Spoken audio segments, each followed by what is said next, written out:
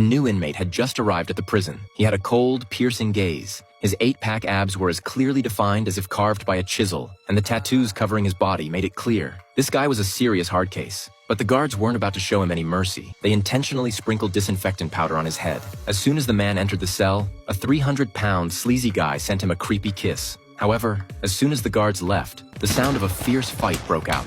The guards couldn't help but smirk, and when they returned, they found the inmates they had carefully placed in the cell already lying unconscious on the floor. The man arrogantly challenged them. However, this prison was filled with tough inmates like him. The next day, Jason went to the cafeteria for his first lunch. A bald man, looking vicious, sat down at his table. Without saying a word, he spat directly into Jason's food. But Jason, not wanting trouble, didn't react. Unexpectedly, a guy appeared right behind him. He loudly revealed the reason for Jason's arrest and imprisonment. His words immediately brought Jason's mind back to that night. That night, when Jason returned home, he found his wife unconscious. As he was about to call for help, a man in black suddenly appeared and knocked him out. When he woke up, his wife had already passed away, and the murder weapon was inexplicably in his hands. Jason was then arrested for his wife's murder. Now, facing the man's provocative challenge, Jason finally lost his patience. He grabbed the plate on the table and fought back. But in the chaos, he was ambushed by the man. Fortunately, the guards arrived just in time, bringing an end to the sudden brawl. The guards then told Jason that he had made a huge mistake,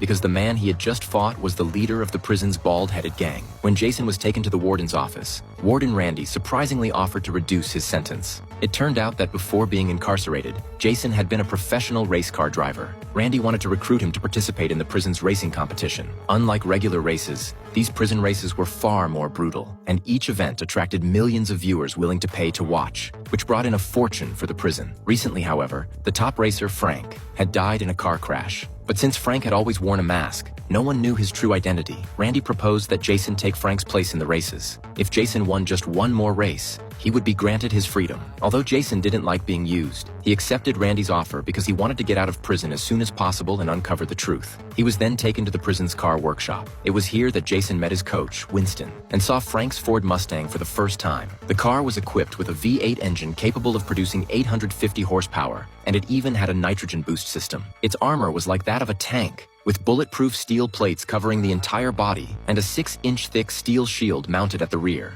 In addition to defensive smoke and incendiary grenades, the car was also armed with 2 Gatling guns mounted at the front. With a simple press of a button, the guns could unleash a terrifying 3,000 rounds per minute. Although everything was set up, Winston still cautioned Jason to be careful, because his opponents were no pushovers.